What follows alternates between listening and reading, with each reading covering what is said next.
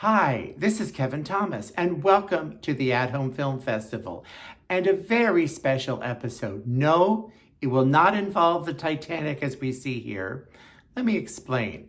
I am so lucky in this world to have many great best friends who are close to my heart, and most of them live close to me.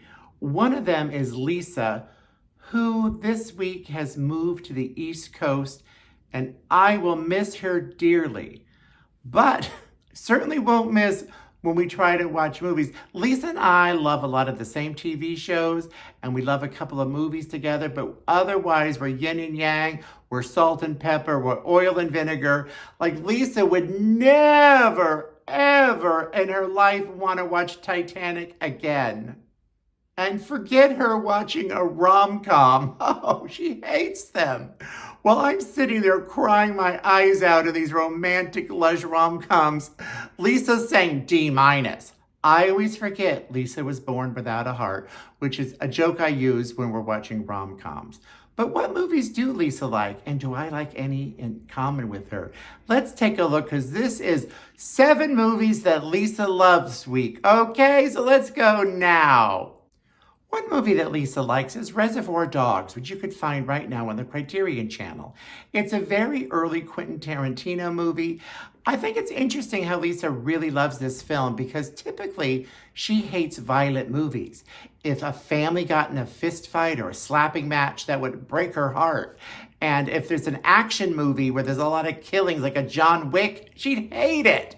Yet, I guess when you're a paid assassin or killer, then she doesn't mind. So Reservoir Dogs, I like it, I don't love it. It's not even in my top 5 Quentin Tarantino movies, but this is one of his early works about a bank robbery that goes wrong and each person finger points. It's actually very much like the Japanese film Rashomon, where each person tells the same story from their perspective. So that part I really liked. It's good, yes, but it's one of Lisa's absolute favorites. And it's one of the ways that Lisa will celebrate and enjoy violence and blood and guts in a film. Another favorite of Lisa's, and I actually love this one too, Like Water for Chocolate. Oh, you could watch this on many streaming channels for a few dollars. But it's about a young couple that fall in love, but due to family politics and history, she cannot marry the boy of her dreams. Instead, he has to marry her sister. No. Well, that totally upsets our lead character. So she ends up cooking and emotions come out of her into her food, and then that affects the people eating it. What a great premise. This movie is so great. And at the time when this came out, this was the most successful foreign language film ever to play in the US at the box office. So you must catch this film.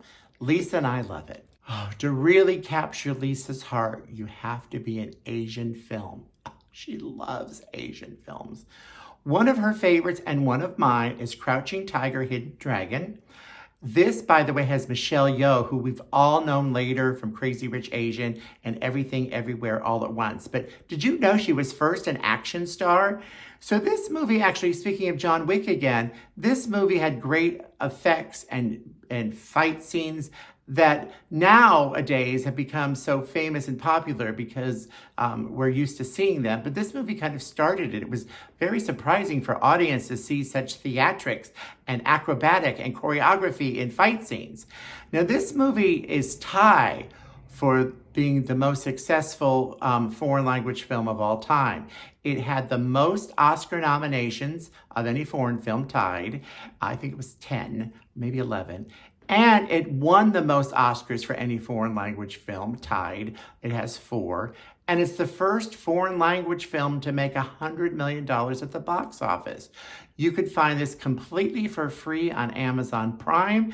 You should take a look at it. It's wonderful. It's beautiful to watch. And you could think of Lisa like I shall. Ooh, not in that scene, though. Sorry, Lisa. I ain't going there.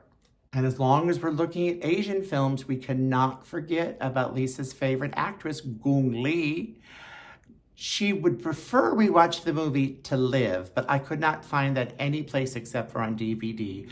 So I'm not doing it. Instead, we're going to do Curse of the Golden Flower, which you could find on Tubi for free. And there she is, Lisa's favorite actress, Gung Lee. This is a really good movie too. It's actually got a good story too. So Gung Lee is royalty through marriage, but she ends up liking her husband's son. So she has an affair with him. At the same time, her husband wants to kill her, so he's poisoning her. Oh, what a soap opera. Yet, it's got great visual effects. It's got great fight scenes, great choreography, great costumes. Very much a great companion piece if you're going to watch Crouching Tiger, Hidden Dragon. So enjoy! Now let's review two movies that Lisa loves that I can't stand. Sorry. My Dinner with Andre, which you could find on Max. It's got Wallace Shawn and Andre Gregory as two friends sitting down talking over dinner about life and conspiracy theories and what's happening to the world. Quite frankly, I would rather go to dinner with a friend and hear all those. You can't be involved in their conversation. This was a critically acclaimed film, but not by me. And it's really just the two of them sitting there talking. Look, the camera is just watching Andre Gregory go on and on. Oh, please, I'm already bored. All right. I don't even want to hear what he has to say. I'm done. Oh, then we have another movie of Lisa's favorites, Samsara. Hated it. You can find this on Tubi, by the way. She went to see this and she came home raving. And oh, it was the best movie ever. I went with my friend Colleen and we did not like it. It's sort of a travel log with a message. So it's visually stunning, I'll give it that, but so is a photograph or a painting on the wall. And it's got a good soundtrack of relaxing, peaceful music. I'll give it that. But then it sort of tries to make points. Like there's a scene where first you see a bunch of cows grazing, and then you see hamburger. So, oh, you know what happened to cows. Then you see fat people. So now you know what happens to people when they eat the cows that were grazing. It's not for me. No. But I did save the best for last, Moonstruck, which you could find on MGM+.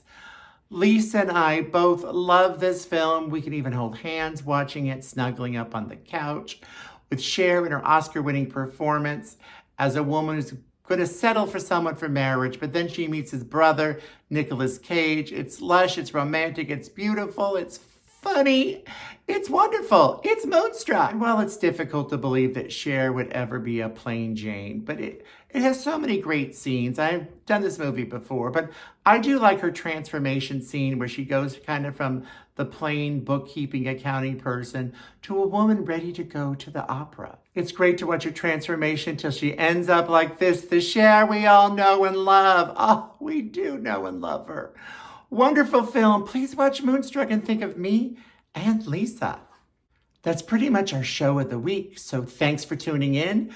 Watch Lisa's movies and let me know what you think, especially the two I hate. And I hope you share and subscribe and come back next week. As we leave, we got a bonus film. She loves the movie The Emerald Forest. I actually had to buy the DVD for her one year because it's not available to stream. But as I was doing my research for this show, I found it available on YouTube. So you could watch, I think this is Lisa's all-time favorite film. So why don't you watch The Emerald Forest and let me know what you think. It's seldom available, so catch it while you can. Till then, I will see you next week. Tune back in, come back, and comment and subscribe, and do all that stuff you're supposed to do when you're watching. Oh, lights went out.